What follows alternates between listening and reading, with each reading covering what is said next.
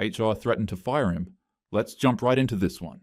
Be me. Jake Morrison, 32, Regional Sales Manager at Apex Sportswear for the past 6 years. September morning, I'm on the phone with Dick's Sporting Goods Regional Buyer, closing a $180,000 order for our fall basketball line. You always deliver, Morrison, he says.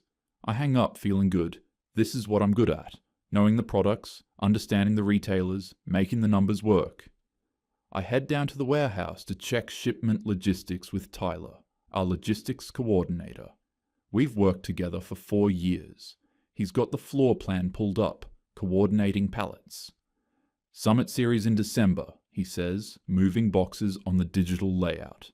You ready for the big show? Always am, I say. Got some killer athlete lineups planned. Brandon West is interested. 230,000 Instagram followers. Perfect for the Apex Pro launch. Tyler grins. That'd pack our booth. That afternoon, company-wide meeting. Our CEO Richard announces the new HR director, Vanessa Rodriguez, late 30s, previously at some tech startup in San Francisco. She's got that polished look. Blazer, perfect posture. The kind of confidence that comes from believing you're about to save everyone. I'm here to transform our workplace culture, she says, pulling up a presentation. First slide, our own sales data. 78% male customer base. 82% of revenue from men's products. These numbers don't reflect who we want to be, Vanessa continues. We need to lead culture change, not follow outdated patterns. Starting today, we're implementing the Inclusive Excellence Initiative. I glance at Tyler. He's got that here we go look. The following week, mandatory training session. 2 hours on inclusive language. Vanessa presents a list of terms we can't use anymore. You guys, manpower, competitive, dominate. Tyler raises his hand. Wait, we sell sports gear. How do we not use competitive? We say high performance or achievement focused, Vanessa explains. Language shapes culture, Tyler. These small changes matter. The guys exchange glances. Nobody says anything else. Few days later, team meeting about summit prep. Tyler's running through the warehouse shipping schedule. All right, guys, let's break down the timeline. Vanessa interrupts. Tyler, can you rephrase that using inclusive language? Tyler blinks. All right, everyone? Meeting continues. I can see Tyler's jaw tighten. Next day, Tyler gets called to HR. He comes back to my office looking pissed. I got written up, he says, dropping into the chair, for saying, guys, have to write a bloody reflection statement about how my language impacts marginalized colleagues. That night at the bar, Tyler's still fuming. I got written up for saying, guys, what the hell is happening to this place? I don't have an answer. I'm thinking about summit prep, about keeping my head down, about not becoming the next target. Week later, I'm presenting my summit athlete roster to leadership. I've got spreadsheets, engagement metrics, ROI projections. 8 male athletes, 2 female. The male athletes average 180k Instagram followers, 4.2% engagement rate. Our customer base is 78% male. This lineup will draw the retailers we need. Vanessa cuts in before I finish. This isn't acceptable representation, Jake. We need 50-50 or this doesn't align with our values. But our customer base is 78% male, I say, keeping my voice level. These athletes will draw the retailers we're targeting for the Apex Pro launch. Data can reinforce bias, Vanessa says. We're not following the bias, we're breaking it. Sophie from marketing jumps in. I actually think Vanessa's right. This is our chance to lead. I look at my spreadsheets. Brandon West is on there. Rising basketball star. Perfect demographic match. Exactly who we need for our flagship shoe. I'm forced to cut him and another top prospect to hit the 50-50 split. 2 days later, I hear Brandon West signed with our competitor. My boss mentions it in passing. We could have had West. He would have packed our booth. I force a smile. Yeah, different priorities this year. Over the next 2 weeks, it gets worse. Brad gets pulled into HR for forwarding a sales report showing men's basketball shoes outsell women's 4-1. Vanessa tells him he's centering male-focused metrics and reinforcing gender stereotypes. He has to attend extra sensitivity training. Then the new policy, weekly equity check-ins. 90-minute meetings where we discuss our feelings of inclusion. Work is slowing down. Everyone's walking on eggshells. Early October, Daniel from the warehouse gets fired. He'd been there 4 years, has 2 kids. His crime? He told a client, "Yeah man, we'll get that shipped." The client didn't complain. Sophie overheard it and reported it as gender assumptive. Language with external partners. That plus 1 prior write-up for saying, "Hey guys," equals termination. We take Daniel out for drinks. He's shell-shocked. "I called someone man and lost my job," he says, staring at his beer. "This place is insane." After Daniel leaves, Tyler, Brad, and I stay at the bar. The mood is dark. "We just gonna keep taking this," Tyler says, "till they fire all of us for breathing wrong." "What choice do we have?" I say. "Complain and we're next." Brad looks miserable. "I just bought a house. I can't lose this job." We sit there in silence. I'm staring at my beer, wheels turning in my head. Daniel's kids. Brandon West at our competitor's booth. Tyler's reflection statement. The freaking equity check-ins. Something has to give. The weekend after Daniel's firing, Tyler texts the group chat. "Anyone else think this is complete bullshit?" Brad. "Obviously. But what can we do?" Tyler. "Meet up. Let's actually talk about this." Saturday afternoon, we're at my apartment. Tyler's pacing. Brad's on the couch, looking nervous. "What if we just did what they do?" Tyler says. "Used their own system against them?" "What do you mean?" I ask. "They make us sit through trainings, right? What if we actually took it seriously? Like, too seriously?" Brad frowns. "I don't follow." "Think about it," Tyler continues. "They wrote all these vague rules about equity and inclusion and psychological safety. What if we enforced every single one? Made them live by their own bullshit?" Brad immediately tenses up. "Guys, I need this job. I just closed on a house. If we get caught doing what?" I interrupt. "Following company policy?" "You know what I mean," Brad says. "If they think we're sabotaging, how can they prove that?" Tyler counters. "We'd just be really, really committed to inclusive excellence." I lean forward. "Brad, you want to wait till you say the wrong pronoun and get fired like Daniel? Or do you want to show them how stupid their system is?" Brad's quiet for a long moment. "What's the plan?" We spend the weekend reading the actual Inclusive Excellence Framework manual Vanessa distributed. 47 pages of corporate HR speak. Tyler highlights sections out loud. All team members have the right to request equity assessments on resource allocation decisions. Meetings must prioritize psychological safety and allow adequate processing time for team members experiencing discomfort. Major decisions affecting team dynamics require consensus-based input to ensure all voices are heard. Team members may call for reflection periods when feeling marginalized or experiencing microaggressions. Historical data should not supersede equity-based decision-making. Holy shit, I say. This thing is a weapon if you know how to use it. Every single line is vague enough to mean whatever we want it to mean, Tyler adds. So we just request equity assessments on everything? Brad asks. And processing time, I say. And consensus-based input. We follow this manual to the letter. Tyler grins. When do we start? Not now, I say. Summit prep officially kicks off first week of November, 6 weeks before the event. That's when we start. Why then? Brad asks. Maximum pressure.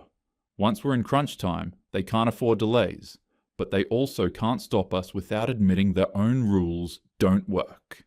Tyler's grin widens. And we'll have everything documented. Every request will cite the exact manual section. Brad's warming up to it now. So they'd have to either follow their own rules and watch Summit Prep collapse, or override the rules and admit their bullshit. Exactly, I say. We agree on rules of engagement. Never break character. Always be 100% earnest about DEI. Document everything with manual citations. Don't discuss via company email or Slack. If one of us gets fired, the others keep going. Target, make Summit Prep so screwed that leadership has to intervene. What's the end game? Tyler asks. What do we actually want? The DEI theatre gone, I say. Language rules, mandatory meetings, quotas, all of it. Keep actual fairness and respect, lose the performance.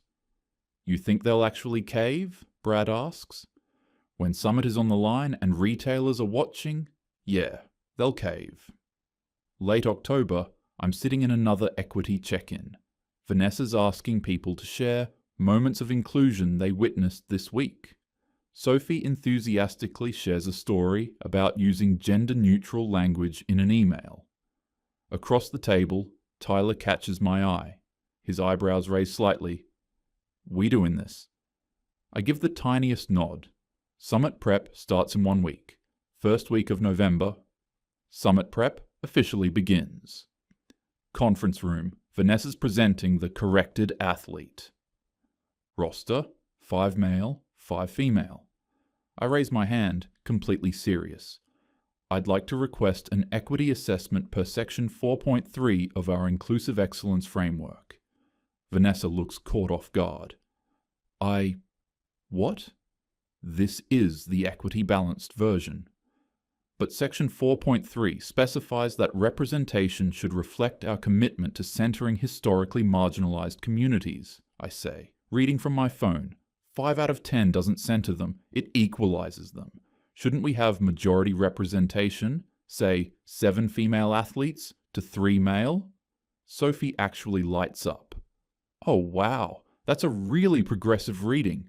I love that energy. Michelle, the senior marketing manager, side-eyes Sophie, but says nothing. Vanessa's trapped. Well, let's discuss this as a team. 45 minutes later, the meeting ends with no decision made. Tyler finds me in the hallway after. Holy shit, that actually worked. Thursday afternoon, I'm in the warehouse. Tyler's loading heavy boxes, athletic equipment, 40 to 50 pounds each. He's sweating, moving fast. Summit shipment deadline is approaching. Vanessa walks through on inspection. Love seeing the team hustle. Tyler stops mid-lift, sets the box down carefully. Actually, Vanessa, I need to call an equity timeout. A what? Tyler pulls out his phone, reading from the manual. Section 6.2 addresses equitable distribution of physical labor. I've been loading for 3 hours while Jake's been doing emails. That's not equitable. The warehouse crew is watching this confused. Vanessa's uncertain. Well, I suppose fairness means... I walk up. Tyler's absolutely right. I should take a turn. Tyler, you handle the vendor invoices. We switch. What follows is painful to watch. Tyler stares at the spreadsheet, clicking randomly. What's a PO number? Jake's trying to lift boxes at awkward angles, nearly dropping one. Where does this go? One of the warehouse guys mutters to another. What the hell is happening? 2 hours later, work that should have taken 90 minutes still isn't done. Tyler's given up on invoices and is playing solitaire. I've moved maybe 8 boxes, all incorrectly. Vanessa's watching from the doorway, confused but unable to say it's wrong. Conference room the next week. We're reviewing Summit ad materials, projected on screen. Apex Pro, built for athletes who push limits. Brad raises his hand. I'm experiencing discomfort with this language. What's wrong? Sophie asks. Brad reads from the manual. It centers able-bodied athleticism. Also, push limits has aggressive connotations. I don't feel psychologically safe approving this. Sophie's earnest. Oh my God, you're so right. I didn't even catch that. Michelle mutters under her breath. Jesus Christ. What? Sophie asks. Nothing. Let's workshop it. An hour-long rewrite session follows. Built for individuals exploring movement. Too vague. Designed for people pursuing wellness. Sounds like a yoga retreat. Engineered for personal achievement journeys. Too corporate. I suggest completely straight-faced. What about footwear for humans with feet? Tyler's choking back laughter. Sophie actually considers it. Very inclusive. Michelle cuts in. We're not using that. Final version. Crafted for those seeking athletic self-expression. The marketing designer in the corner mutters, This is going to sell 0 shoes. The escalation continues. At the loading dock, a delivery truck is waiting. Tyler calls for a vote on unloading priority. I got 3 other stops, man, the driver says. We need consensus-based input per section 5.7, Tyler responds. 45 minutes of team voting on whether basketball gear or running gear comes off first. The driver leaves furious. Y'all are freaking insane. Booth design review. The designer presents an LED backdrop concept. Does this backdrop center diverse visual perspectives? Brad asks. It's blue and white. Your company colors. Blue and white could be exclusionary. We should discuss. The designer walks out mid-meeting. Athlete travel booking. I'm on the phone with the airline. I'm feeling psychological unsafety making these decisions unilaterally, I tell the team. To the airline rep, can you hold for 90 minutes while we process this? Sir, these seats will be gone. We'll call back. 2 athletes' flights get booked by our competitor while we're discussing. Late November, 3 weeks before summit. Michelle's watching another meeting derail. We're requesting reflection time before approving signage. She pulls Sophie into the hallway. They're screwing with us, Michelle says. What? They're finally engaging, Sophie responds. Sophie, we're 3 weeks out. The booth isn't designed, products aren't allocated, athletes aren't booked. Nothing. Is done. Sophie gets defensive. 'Cause we're doing it right. Process over speed. There's not going to be a summit if we don't. Why are you being so resistant to growth? Michelle stares at her, gives up, walks away, muttering, I'm surrounded by idiots. Vanessa's in her office, door closed, on the phone with corporate HR. They're clearly acting in bad faith, she's saying. Constant equity assessments, voting on everything. Can you prove bad faith? Corporate HR asks. It's obvious. They're weaponizing the framework. So you're saying the framework is exploitable? Vanessa's trapped. No, I'm saying, because if the framework has flaws, that reflects on your implementation. They're twisting it. Then educate them. But you can't punish employees for following policy. The line goes dead. Vanessa sits in silence, realization hitting. She's so screwed. 3 weeks out, emergency status meeting, CEO Richards on Zoom. The update reveals disaster, only 4 athletes confirmed. Booth not approved.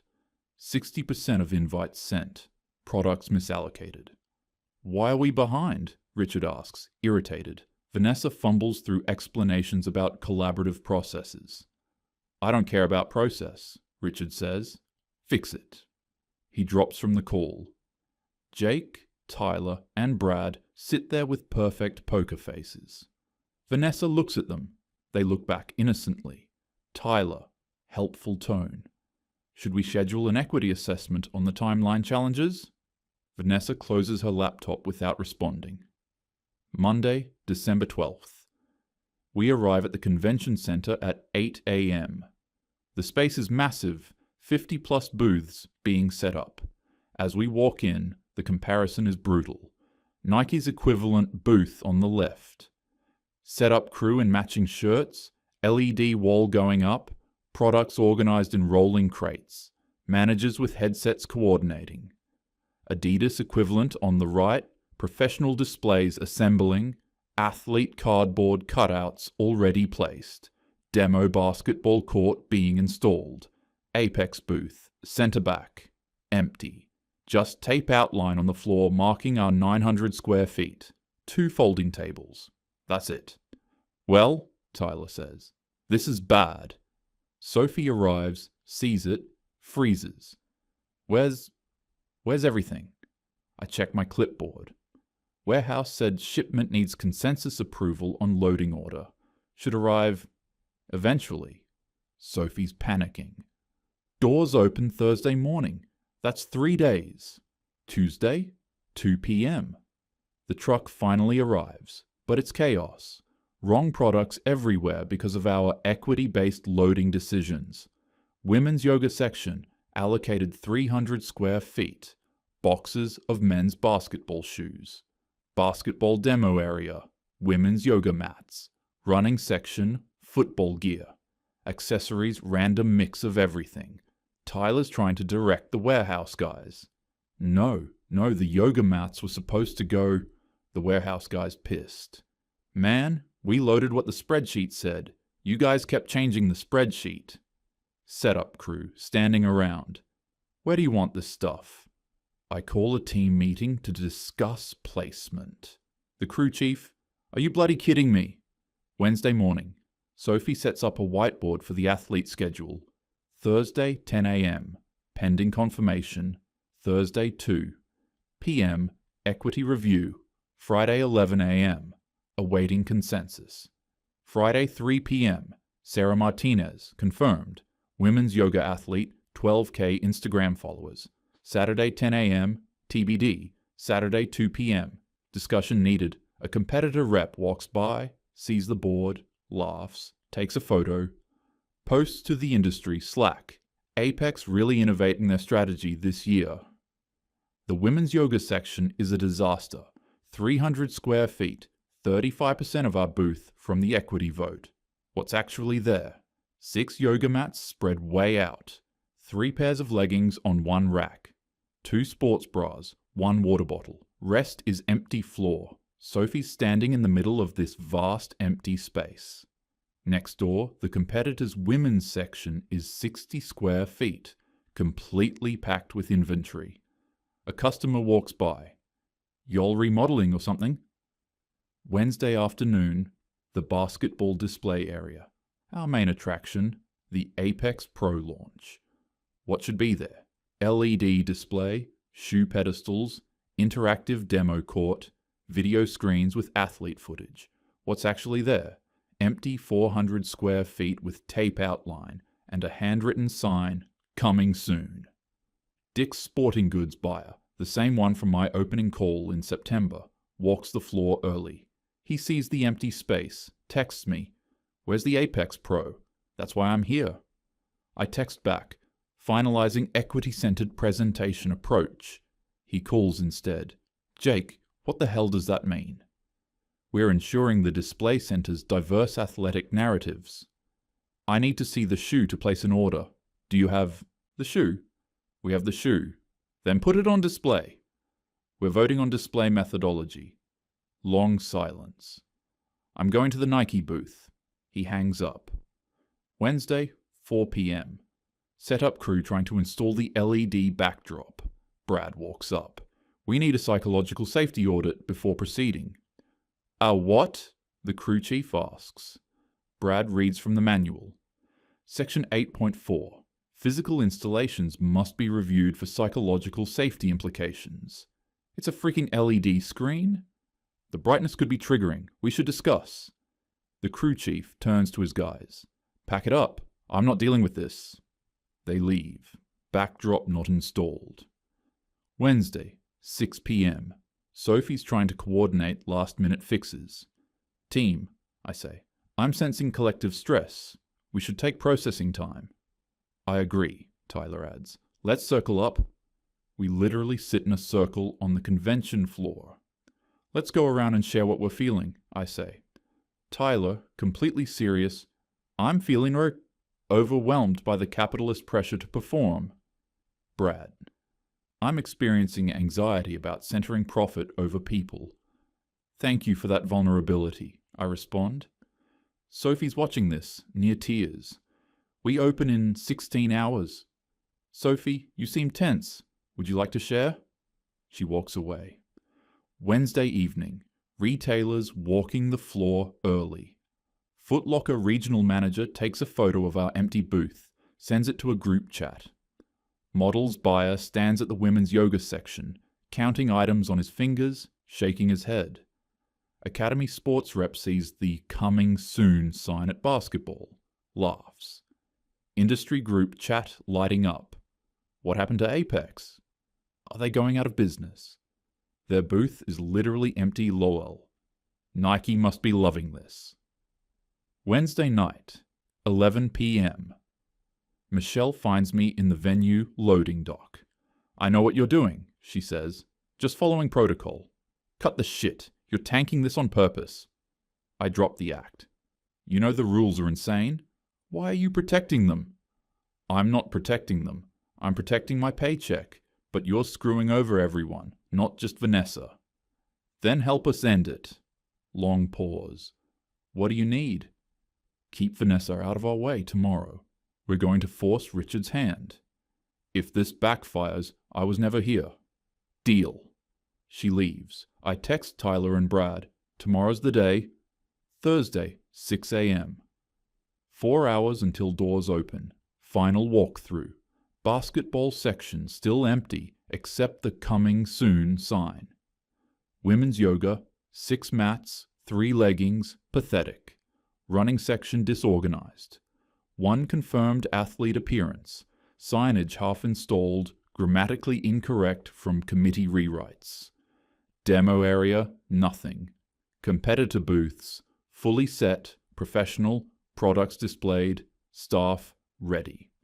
Sophie's sitting on the floor in the yoga section, crying. Vanessa's standing in the middle of the booth, staring at the emptiness. Retailers gathering outside the convention center doors. 7 a.m., venue back office. Richard on speakerphone. Vanessa, exhausted. Okay, what do you want? DEI theatre gone, I say. Language rules, mandatory meetings, quotas, all of it. Richard, can you fix this booth in 3 hours? No, but we can fix it overnight if you kill the framework. Richard to Vanessa. Your call. Keep your rules and we lose $3 million, or authorize the rollback. Vanessa, trapped, quiet. Do it. Jake, you have until doors open tomorrow. Make it work. Richard hangs up. Vanessa leaves without looking at us. Holy shit, Tyler says. We actually won. We won nothing yet, I say. We have 24 hours to build a booth from scratch. Can we even do that? Brad asks. Only one way to find out.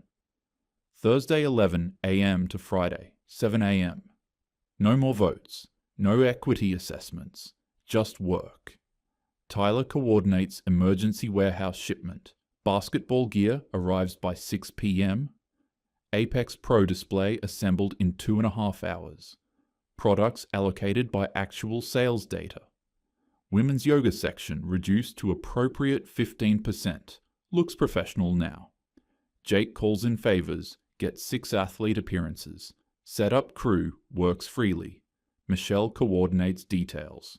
By 6 a.m., booth transformed, professional, ready. Friday 8 a.m. Doors open. Retailers flood in. Apex booth packed within 30 minutes.